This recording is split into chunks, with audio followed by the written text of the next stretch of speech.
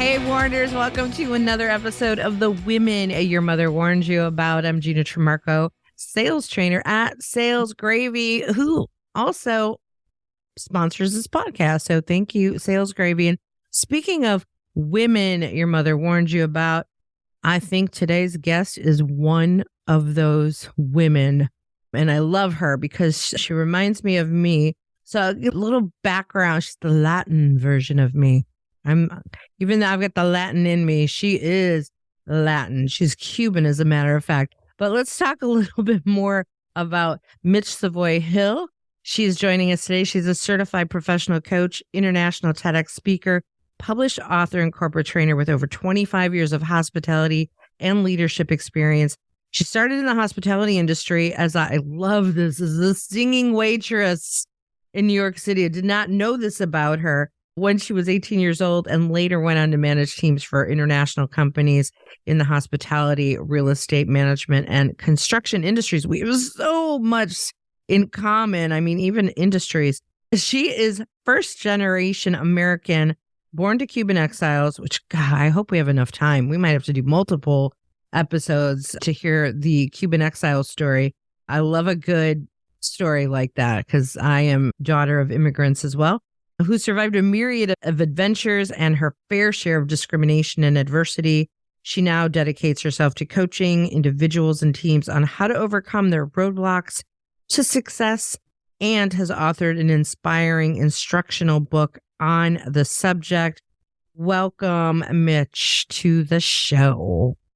Thank you. You are so welcome.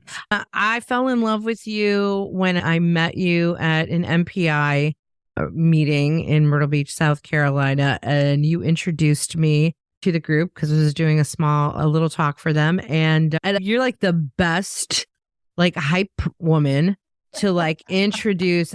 You as a speaker knew exactly how to introduce another speaker, and we just have a really good chemistry together, and we hit it off immediately. And I'm like, you have to come on the show, and that's just because of your energy. Because you talk about DEI, which I get a lot of questions on, and do I do training in that? And I'm like, it's not my lane, but now I got a girl for that. So welcome to the show. Thank you. I am so honored to be among one of the women that your mother warned you about. Oh my gosh. I love it. Oh, and I'm looking at the rest of your bio here. I didn't even realize that I didn't even get far enough that you attended NYU's renowned Tisch School of the Arts, where she mastered the skill theater. And you've got to read that story in my book because it's quite a story how I got into the school. Oh my gosh. Okay. Well, we're going to talk about the book. Is the book Volar? Yes. Yes, the book is Volar. Yeah. Volar. We're going to talk about Volar. And you see, you have such a sexy way of saying Volar. Volar. I love Volar. Which is an acronym. So we're going to get into that. How to turn roadblocks into runways to success. I have a feeling this show is going to not just be a runway. We're going to run away with this show. Scenario. So let's dive into the book. I want to first know, I'm always asking, as I'm an aspiring author who is about to go on a weekend getaway to write. So I'm super excited to get some massive writing out of the way. What inspired you to write this book? Partly my abuela Lilia, who I speak about a lot in the book. Uh-huh. And I quote her. There's a lot of parts that are in Spanish, and then I do an immediate translation. So for Spanish speakers, there are going to be some sayings that we grew up listening to, and we're like, oh, yes, heard that in my household. And for those who don't speak Spanish, I think it's funny when you do translating, you go, oh, so for example, my grandmother always used to say, one of the things I talk about is don't drown in a glass of water. Ay, Michi, she would say, no te ahogues en un vaso de agua. Don't drown in a glass of water. Anytime that you were feeling overwhelmed, and here, this coming from a woman who escaped a dictatorship, left everything behind, and arrived in Miami with nothing but her babies in hand, not even a formal education, and went on to start and successfully run several businesses. She Wow. didn't speak language, right? Like you can do that in Miami. You could get away with that. Well, yeah, isn't Miami like mini Cuba? That's where I was born. Yeah. Okay, there we go. There we go. But my grandmother was such an inspiration to me since I was a child. And she took me when I was 9 because my mom was having a really difficult time with my little brother and me. And she was a single mom. And my grandma took me in. And she's my paternal grandma. And I learned from her so much because she was a businesswoman. She was also an amazing cook. And every day after coming home from work, she would make from scratch this amazing Cuban meal and have a pristinely clean house and picked up every stray cat and dog that anybody had. I mean, I'm honored to be one of the strays that she picked up, but she had this immense heart and a way of connecting with people, which made her a really great businesswoman. And I learned and I just watched and I listened to her stories and her life lessons so that I was on my own by the time I was 18. And I saw a lot of really what would seem to be insurmountable difficulties. And I surpassed them by a lot of what I learned from Lilia. And that eventually became Volar. And when I became a coach, I started to help a lot of people overcome their own adversities or make very big shifts or start a new business or leave a toxic work environment behind, which is, because you're a coach, really difficult. People will stay in a toxic relationship, toxic job for fear. Yeah. For fear of the unknown when if they just jumped, the other side is so much better. So helping people to do that, figuring out what are the tools that I use, I kind of distilled that into Volar because speakers love acronyms. Yes, we do. But it's also the vision of Volar, the image of a bird flying over these obstacles of freedom, of flight. So many times in my life, I had to fly away from things. My family had to fly away, literally fly away from danger in Cuba. So that vision was part of the inspiration as well. And so this is my book of tools, tactics, practical exercises, and sometimes hilariously tragic stories.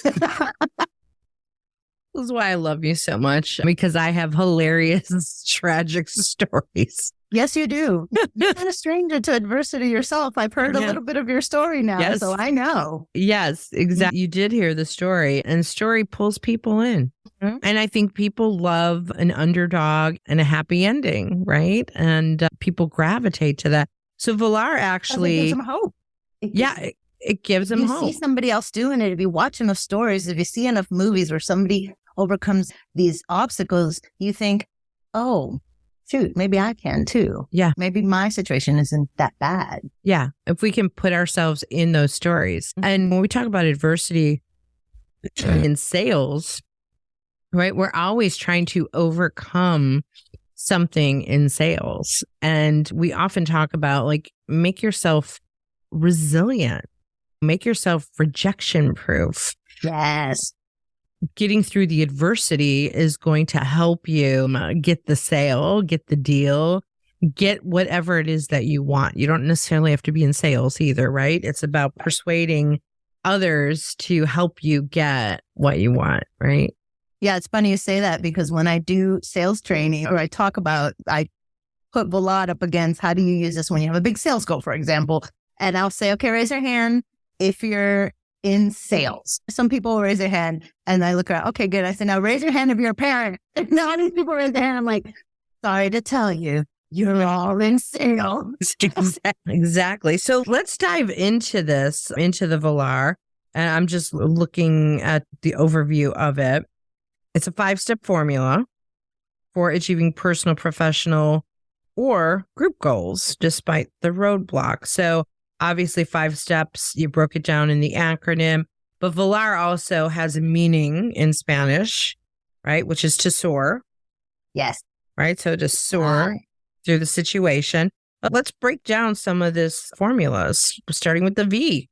So the V is where it all begins. The V is for vision.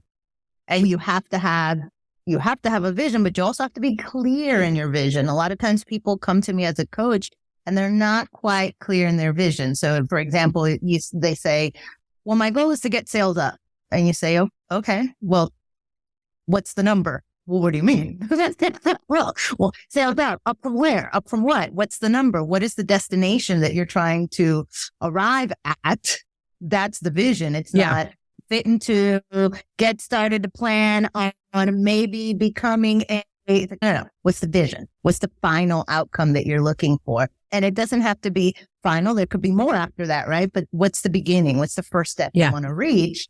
That's the vision. And for a group, I always say, if you want a group to get on board with a vision as a leader, you've got to find out what about that vision motivates each individual. And they go, well, a paycheck should motivate them, right? Oh my God, that makes me crazy. And yes, people will go fair enough for a paycheck, but they won't go above and beyond just for a paycheck. Yeah. What does a paycheck mean to them? Is it, Joe, we're going to hit this goal and you're going to put another chunk into that college fund for your kid? Is it, Mitch, I know you want to go to Italy. We're going to hit this goal and you're going to be all that closer to Italy, right? What about the vision inspires and motivates each person in that team, and speak to that? And that's what a lot of leaders fall short on. Yeah. Yeah. So it's not, and it's not just a company vision, right? It's actually understanding of the individual's vision. Right. And then aligning the visions. Right. Right. That's the winning formula right there. That's right. And in a family vision organization, if you belong to an organization or you sit on a committee, I've seen so many committees just running at different directions because they don't have a solidified vision, a clear vision. So vision is always where it begins. Vision is also what pulls us through when adversity hits. Yeah. You go back to that vision. You go back to really feeling it, thinking it. What is my life going to be like if I am there once I arrive? Yeah. Well, vision helps to push us through those roadblocks because they will come, because that is life. Vision is like the backbone. Yes. Right? That holds it all together. That's right. And then the O in Volar is for opportunity. And I like to say, when opportunity comes to your door, you must raise your hand and say, sí, por favor. That means yes, please. Sí, por favor. Okay. Tell me a little bit more about the opportunity. So a lot of times I coach a lot of women executives, and I see this in men and women. I think it is a human nature affliction, but we talk a lot about imposter syndrome, or just the fear of raising our hands when opportunities do come to the door, or not even seeing them around us, being blinded to opportunities around us, why we stop ourselves. So this is where we really work on how to overcome that, how to see opportunities for what they are, how to seize the opportunity, and how to sometimes create opportunities. I mean, I'm a business owner. I'm a small business owner. I created my own opportunity from a vision that I had that I just wasn't going to get anywhere else. I knew I had to do my own thing. I had to be my own boss. And boy, do I love that. And what was the opportunity that you created ultimately? What was your vision to then create the opportunity? The vision was working for a living, or doing something for a living, where I was helping people, I was connecting with people, I was sharing my expertise and my stories with people, and that somehow that would empower them or help them. Mm-hmm. And so I knew it had to do with speaking, and it had to do with coaching, because those were the parts of my whole career that I loved most. When I was a director of sales, I loved the coaching and mentoring of my sales team. That lit me up, right? Mm-hmm. When they had wins and they'd say, Mama Mitch, I did this and I wish I did this. I loved that. Yeah. Right? And I wanted to do that all the time. I wanted to do that full time and be on stage and speak. So again, big vision. I wasn't sure at first how I was going to get there, but I was going to look at opportunities. And with opportunities comes the L in Volar, which is lean on your resources. Just like opportunities, resources abound, but we don't see them. We don't recognize them. We don't lean on them. We don't ask for help. And often, again, I see this more in women than in men. I was come from marginalized communities, like asking for help, right? Yeah. Why do you think we struggle, whether it's women or marginalized communities? Why is the struggle there so much more? Part of it is a lack of trust, right? When I did live with my mother, I grew up in a very low income neighborhood and things weren't really given to you. I mean, even in the schools, you didn't have a lot of resources. So you weren't used to having resources. And I'll give you just a real quick example. Going to the bathroom, my little brother, who was on my mother's side, reminded me of this the other day. I was going to the bathroom in second grade. I'd stand in line, or if you raise your hand and ask the teacher to go to the bathroom, she would pull out a roll of toilet paper and give you 1, 2, 3 sheets. That's what you get to go to the bathroom. There was no toilet paper or paper in the bathroom. She'd count 1, 2, 3 sheets. And my brother reminded me, I said, am I remembering that right? And he said, 3 sheets. That's what I said. He said, yeah, that's 3 sheets. You'd get 3 squares of toilet paper. So for the boys, they didn't automatically get that. So if boys asked for it, then the other boys know that I'm going to do number 2, right? So they wouldn't ask for it because they'd be ashamed or embarrassed, right? So you're used to going without and you're used to not having resources. So you start to not trust when somebody is offering you a resource sometimes. So that's one of the... That's so fascinating. I mean, the 3 sheets is fascinating, right? It's something I've never heard of before. We don't know what we don't know. And we don't always understand how someone came up. But it is a really interesting take on the trust piece of it, right? Because, I'm just kind of mind blown by that, right? Like, you're offering me that? There must be something. Yeah, what's the hitch? There's a mistrust of the system. There's a mistrust of resources. And then the flip side of that is the deserving. I don't deserve it. Some of us come up from that and feel like we don't deserve to ask. We don't deserve to take. It's not real. That resource is there for us. Or pride. I came up on my own. I repped it. I'm not going to ask anybody for help. I don't need to ask anybody for help. I'm going to do it on my own. I don't want to let anybody know that I'm struggling. Yeah. And so again, we don't lean on resources that are around us, like mentors, like fellow colleagues, when we're saying, hey, I'm having a hard time. How do you deal with this? No, I don't want to let anybody know I'm struggling. Right. So that's the pride piece there. There's a lot of reasons why people don't see or reach out or lean on those resources, but we don't get ahead if we don't. Yeah. It's interesting because I would imagine the leaning on I think it impacts anybody and everybody, but all differently, right? Because as you were kind of walking through that, I think of men in general, right? There's a pride factor, right? Which is different than I don't deserve it or I don't trust you. Right. Right. So there's different degrees of why they're not going to lean in. Right. But I think psychologically, this is really something to be aware of, especially in sales, of why people react the way they do in a sales process, as if they're your prospect or even you as a seller. They might not trust you. They might just not be trusted. They might be very guarded. Right. And you're promising them the world and then some, and they're like, yeah, I know. And Sounds they're good. like, Too good. they're like, yeah, three sheets. 1, 2, 3. Yes. Oh my gosh. Which brings us to the A. And you have to have the V, you have to have the O, and you have to have the L before you get to the A, which is actualize a plan. I use that word actualize because it denotes action, right? Yep. I was going to guess it was action. Actualize. Okay. As many people, how many times, it happens to the best of us, right? We have a plan, like starting a good day or something where we're like, every day with enthusiasm. And then, Mitch, every day I got a plan for the day and it just goes off the rails. Yep. That's right. So actualizing a plan, some people are really great planners, but how well do they actually execute that plan? Yeah.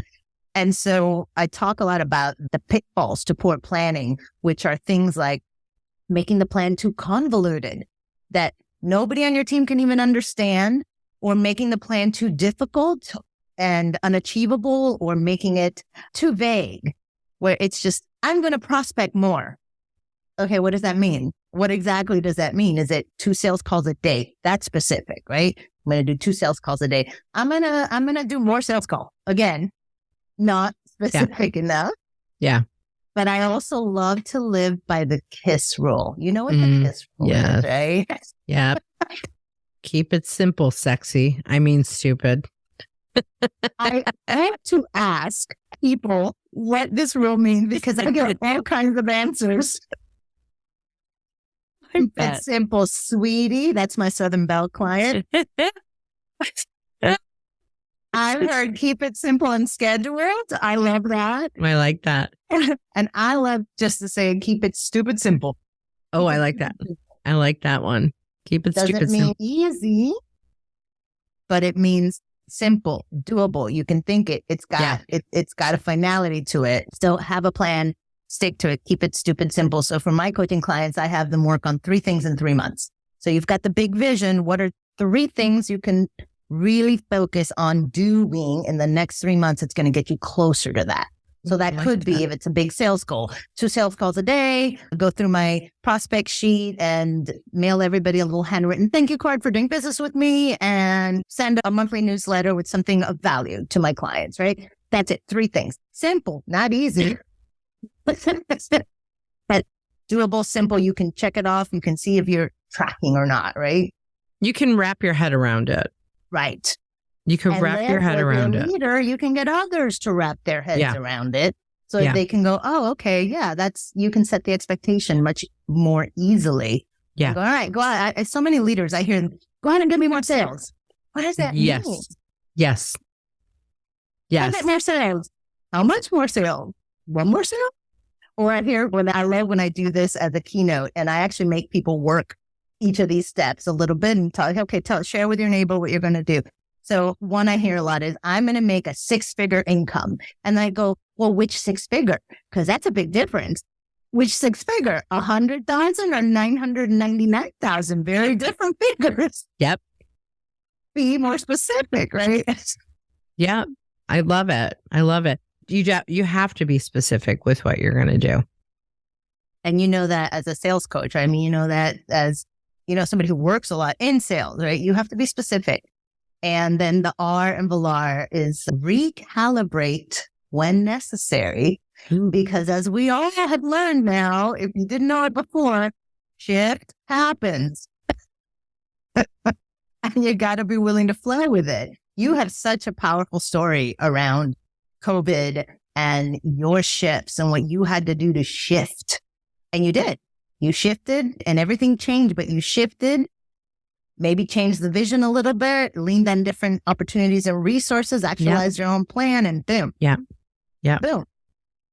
And that's, to me, the power of, I know we were talking about the power of different things before we started recording, but that to me is power of the improv, which is my lane, because improvising is so much about pivoting.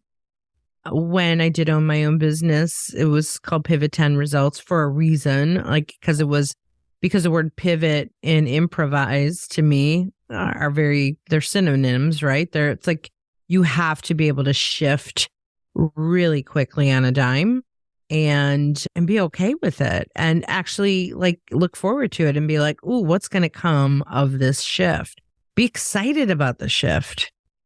Yeah. I think about pivot, and I don't know that many people thought about this during that time, but I think about pivot as a dancer when I would say your focus was still forward, and then you do it's a quick turn, and it's an exciting quick turn, and sometimes you can fall on your ass, and sometimes if you don't do the turn right, you can hurt something. But if you get it right, it's the most beautiful, quick, slick move. And you're right back onto the focus, forward focus, pivot, forward focus, right? Yeah. I always think of a dancer. I love that. I always love pivoting as a dancer. In salsa and merengue, I mean, the pivot is beautiful. It's just drama, right? Well, especially if you embrace it that way. Right. If you embrace the pivot as beautiful. I love that. Pivot. Yeah, embrace a book that I recommend to a lot of my clients is called A Beautiful Constraint. And it's one of my favorite books because it talks about the constraints that we're up against, but how do we see the beauty in the constraint? And when you change your perspective on that obstacle and you see the beauty in it, even when I get frustrated with something, I go, oh, reel it back in, Gina. If we were to look at this, like, what's good about this situation? Let's reframe it. And every time I reframe it that way, it seems to be a cool situation. But 10 minutes ago, it was horrible. Right.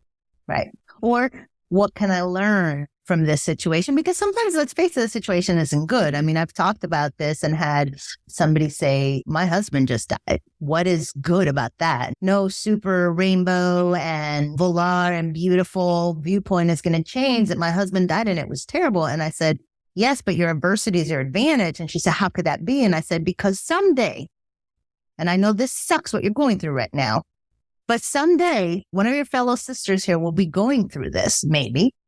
And you're the only person who will understand. You might be the only person that can reach out and hold their hand and say, sister, I've been here. I've got you. Yeah. And that's powerful. And that's using your adversity to your advantage. So it doesn't mean that everything's good and everything can be made good, but you can learn from it. Yeah. At least I believe that. Well, I'm with you on that. I probably have a master's degree in adversity. Or doctorates. No, it's more. Can I think I definitely have a doctorate in adversity.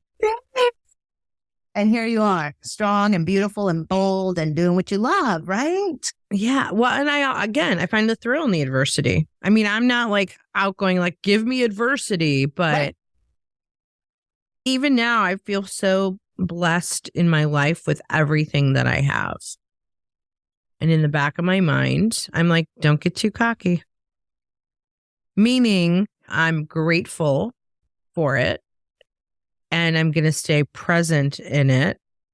But life is a roller coaster and there will be more adversity.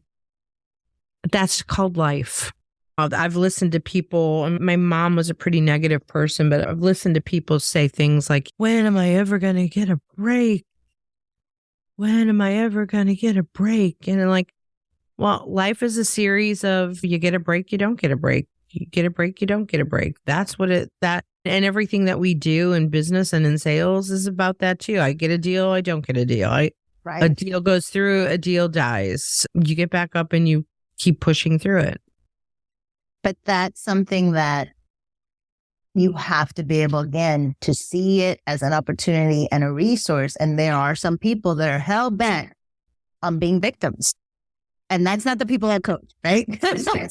Amen. Coachable, right? Everything's against me. And I had similarly family members that are very comfortable in their victim role.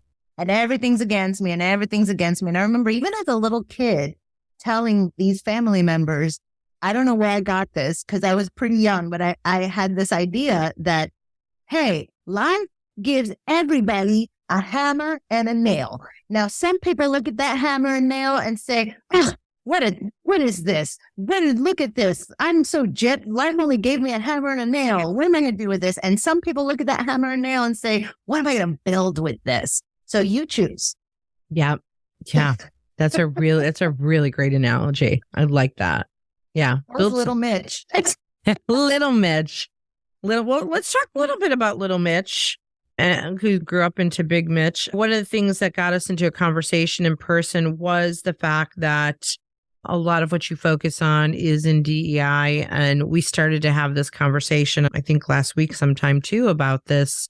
It's not a lane that I'm in on purpose because it's not my ballywick. I think you got to pick a lane and kind of stay in that lane. But I don't know. I kind of want to dive into, there's so much going on in this world. And I'd love to hear just some of the things you're seeing and perspectives you're seeing. There's a lot of frustration over how to refer to people, how to talk to people, how to get through without offending people and what are the right things. And I think I mentioned to you that I knew at one point, I'm like, okay, I've become the old person who needs educating.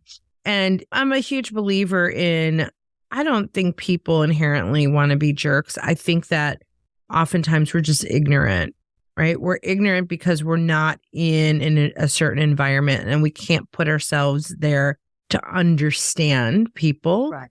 And what they're going through. And I think I brought this story up to you about in sales, we're always trying to find commonality and connecting. And me as a woman who loves her hair, I'm always connecting with other women about hair. And I was telling a story about like connecting where I was getting on a call with a prospect and she had this beautiful hair. And I was like, oh my gosh, you got such beautiful hair. And another woman hearing me tell this story was like, you can't do that. I'm like, do what? You can't compliment a woman on her hair. I'm like, I missed that in the HR memo. I'm like, why can't I compliment a woman on her hair? She's like, you can't, that I just went through a special training on this and you cannot compliment women on their appearance. And I'm like, okay.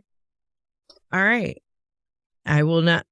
I'm so confused. And I'm like, and I told our HR person, I'm like, maybe we need some training on this because I don't know what the rules are anymore. So I'm just going to drop that right there as a conversation starter. Drop that right there. As a conversation starter for you, because we're interfacing as salespeople with all kinds of people every day. And on a completely separate note, I think about my stepson who is in situations where he goes to school with kids who identify as cats and have kitty litter boxes in their restrooms, right? And that's real for people who are identifying that way. But there we go. I put that right in front of you, Mitch. So first I want to make sure clarify, because believe it or not, some people still ask me, what is DEI? What does that mean? What do those letters mean? So DEI, and now you're hearing more and more DEIB. So DEI is diversity, equity, and inclusion. B is for belonging. Okay. Sometimes you'll hear it as JEDI, justice, equity, diversity, and inclusion.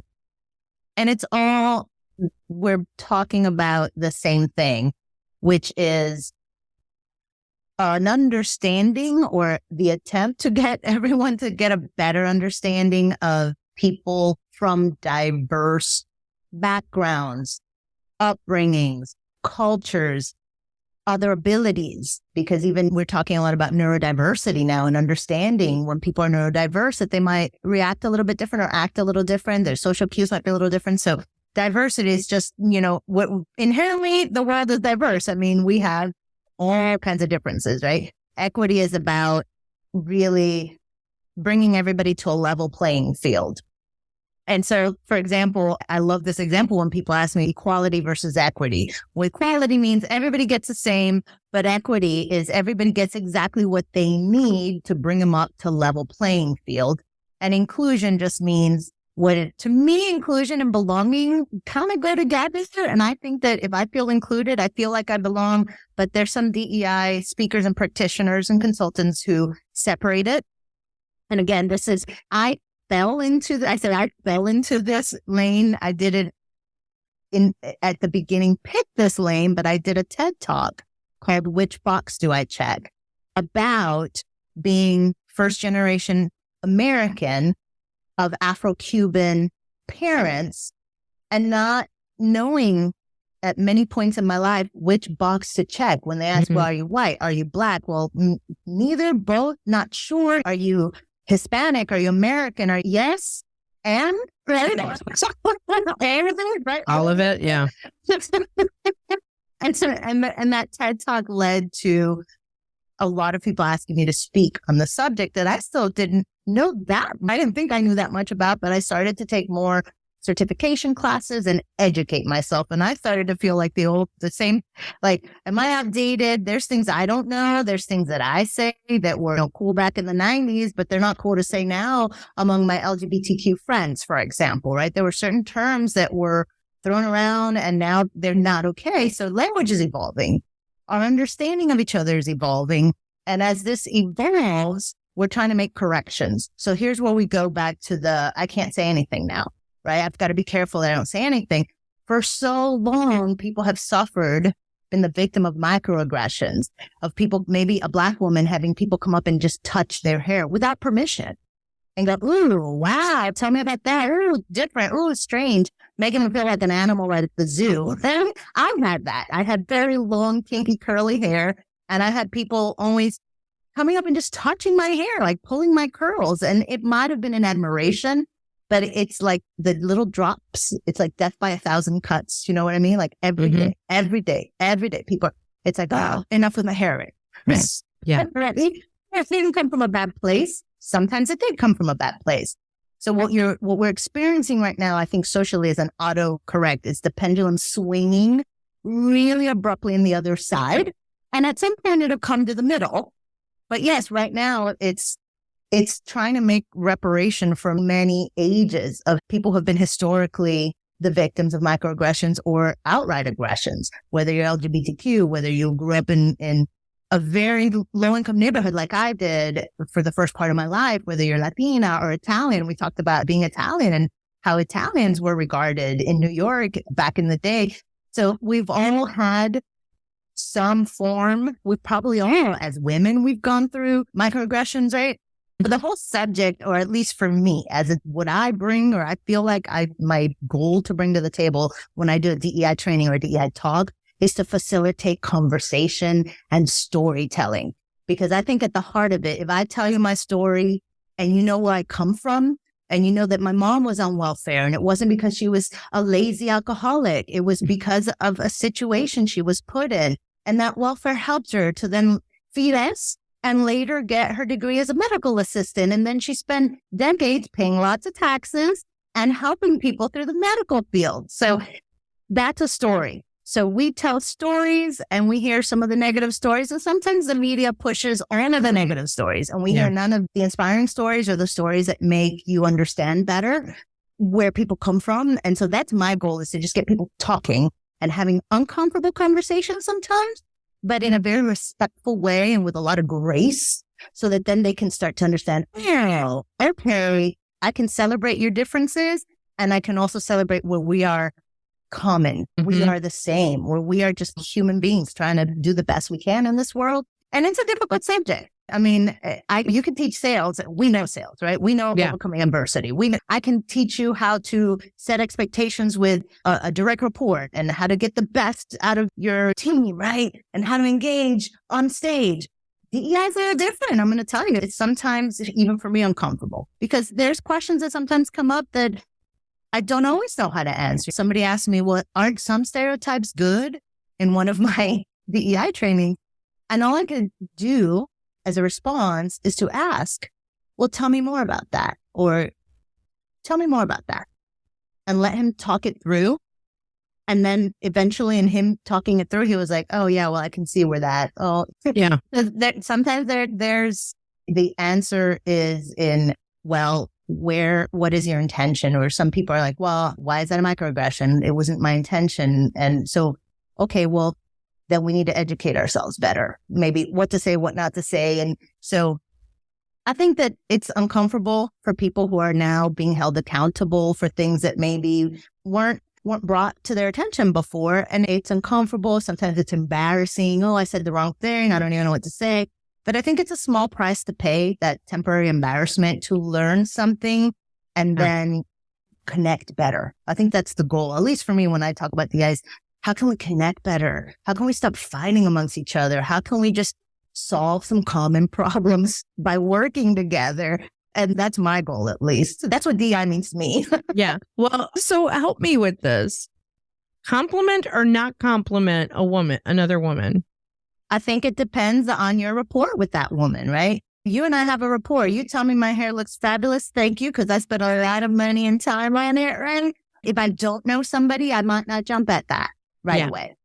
And I'm a complimenter. I'm a girl. I love that dress. I love that color on you. I love your hair. So I've had to, even if I don't know that person, I build the rapport first. Yeah. And that's sales 101, right? Build the rapport first. Yeah.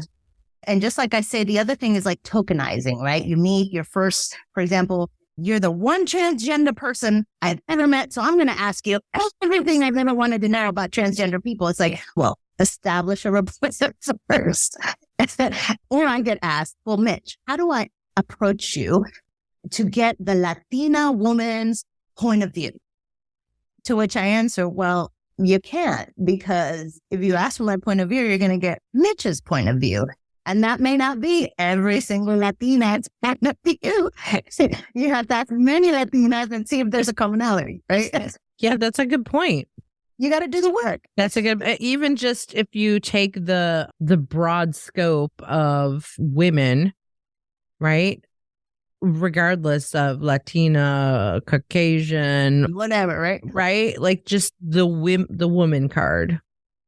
We all have different perspective on that. As when I started this show in particular, we were really clear. We're like, listen, this is a show by two women at the time who your mother warned you about, who want to hear from other women your mother warned you about. And P.S., we love men. So we are not, I have a tendency to lean more conservative, but I think I'm a good blend of both. And my attitude is like, I'm not so strong on one side that I can't see how important it is to have a man's point of view. That's why I have a man on the show every few weeks.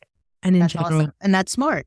Right. Yeah, I want the guy's point of view. Before the show started, we were talking about menopause, which is an episode coming out. And a couple years ago, we did a whole show on menstruation, which was a male's suggestion. And I'm like, what? But he wanted to give his perspective. Wow. And he was actually the man who recommended the book I told you about earlier. But he wanted to give perspective and open a dialogue about it. Yeah, see, there's allies everywhere. My husband is a white American male. His family's from South Georgia. And they, bless her heart, right? That's why I learned that bless her heart, what it really means. Yeah. They're like, who is this lady? Women your mother warned you about, right? No, they're fabulous. They're such an inclusive family, and they're so wonderful.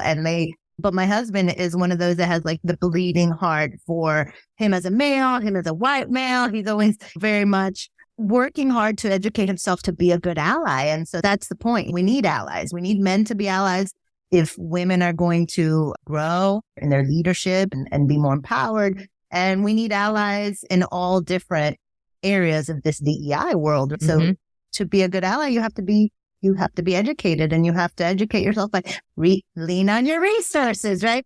Google's my friend sometimes, but don't believe everything you read on Google, right? Read different stories, read stories from different perspectives.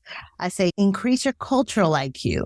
Increase your cultural IQ by watching movies, reading books from people, authors, writers, directors of different backgrounds. Good point. Right? That's a good one. Yeah, that's a really good one. Because the first thing that came to my mind was the importance of having conversations. And to your point, they're difficult. But this is what I've learned. I need to ask, like, what is your perspective walking your walk so that I understand it? And I don't know if you and I had talked about this, but I'd sat on a diversity council for my local chamber for a few years, and I was the eager white girl, and I was one of the one of two white girls on the council. And I'm like, okay, I need help. I was that, I don't want to say obnoxious, but I was just like dying to be educated, dying of thirst for education, because I had been criticized for running an improv comedy theater with all white faces. And I'm like, I don't want to have all white faces. It's not the intention. I don't know how to have help me. How do I attract it?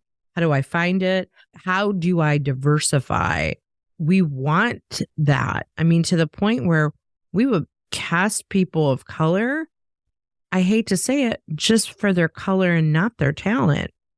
Right? Yeah, I mean, it's not an uncommon reach. Even HR HR departments and managers who reach for, well, we're just going to do the diversity hire, right? When it should be, I mean, people should still be hired based on their talent, but it just means you have to widen your net.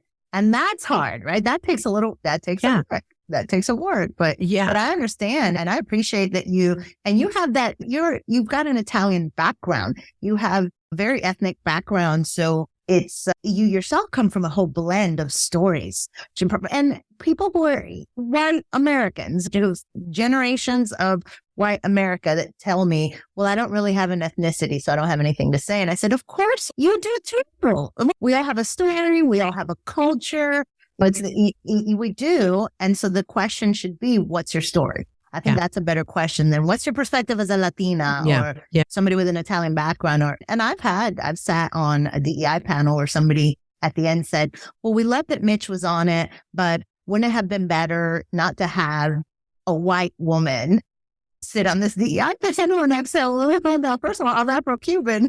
Oh, I didn't know. And I'm like, well, you didn't ask, right? So we can't assume things either, right? So it's what's your story? I think the best question to ask is what's your story? And then you learn. I love that.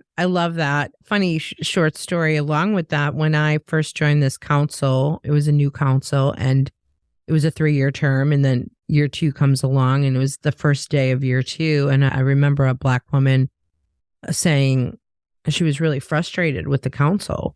She said, last year, everybody looked like me. And this year, it doesn't anymore. And I got offended, right? Because I'm like, I'm a woman. I still fall into this somewhere. I'm not a Black woman, but I'm I'm a woman. I'm pretty sure I fall into this DEI stuff, right? And that to me is fascinating. That we have the ownership of what's our world. Right. And the fact that we get offended, right? We make it about us. Like you said, you got offended. Yeah. She was just stating a feeling. She was stating a perception. Yeah. There was more representation. I felt represented. Now I don't. Yeah. Right. And sometimes our first response to it is to feel offended, right? But it's not. It was an expression of, I don't feel represented. And representation matters. It does matter. When you see yourself or suddenly you don't.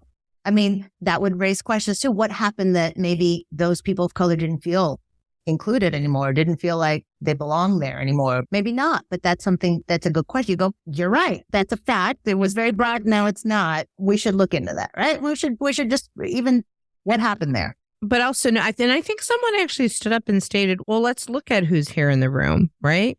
We added someone with a disability. We added someone who was gay. Now granted, maybe those that were added were white. And so now it looks like it's a skin color change, right? That she could be feeling that. And to your point, we're all feeling our own. I'm not represented anymore, kind of. And so it's just, and so in those situations, rather than making it about us, staying back to your yes, and we should look into what happened there. And I think we also looked at, like, part of it went back to what was the vision for this council? What was the mission for this council? It was to represent a big pool. And so it's taking us a while to bring in the big pool. And it's not necessarily about how we all look either.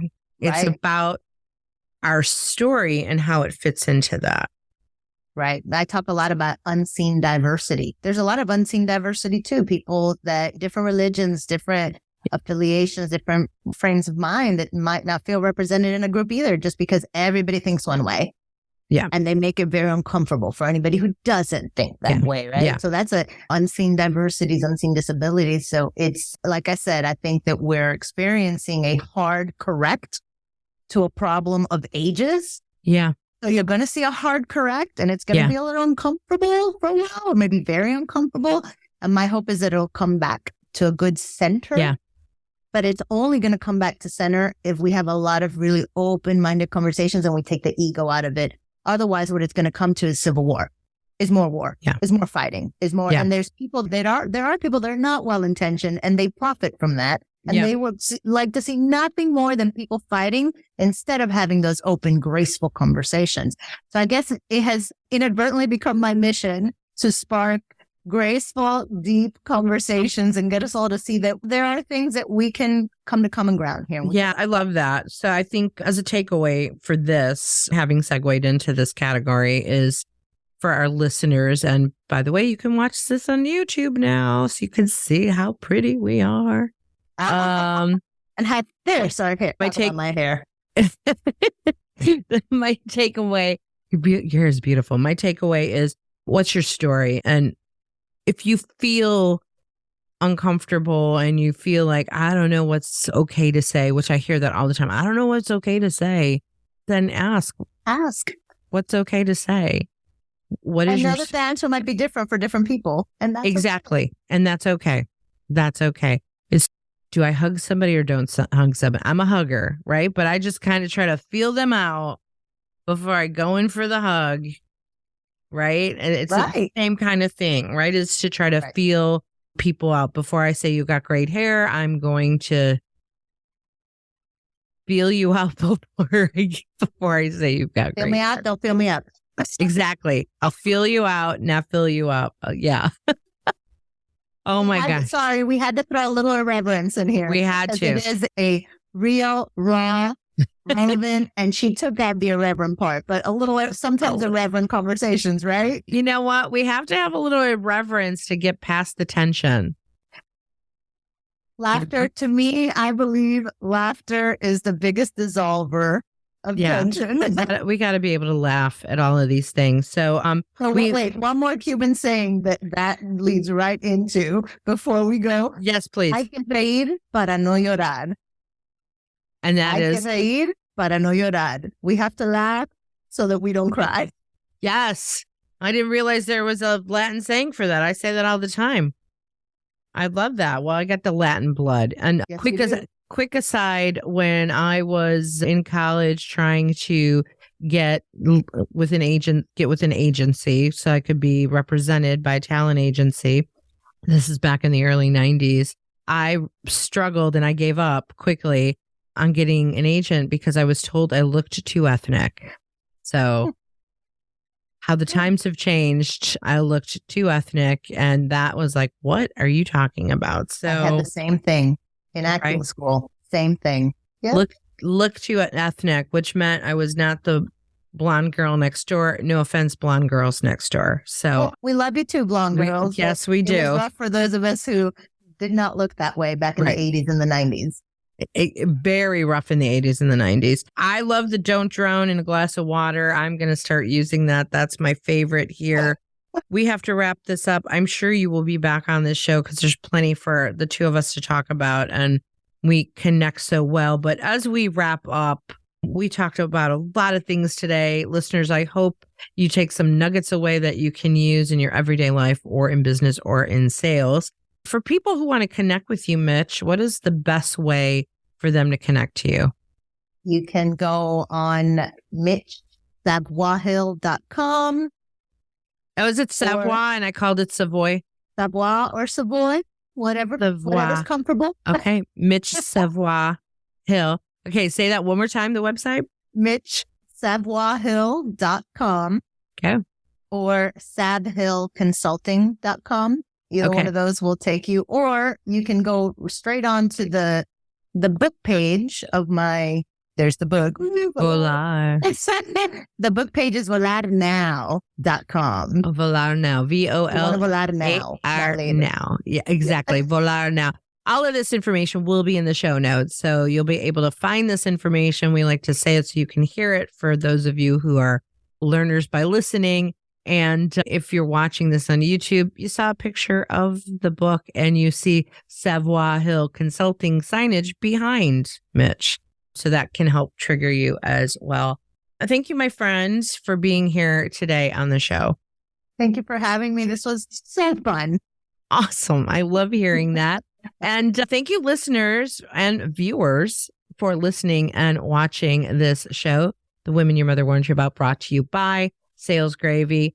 And of course, I got to mention Sales Gravy University because we continue to add more courses every day. I can't keep up with it. Every day I get a new notification of yet another new course. And some of these courses are just like 5 minutes long. They're micro courses. They're quick hits.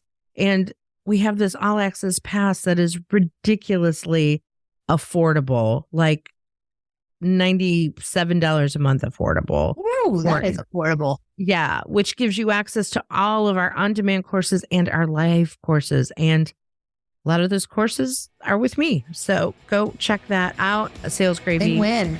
Yeah, right? salesgravy.university. And of course, for more on me on the show, womenyourmotherwarnsyouabout.com. So we're out of here and we'll see you on the next show.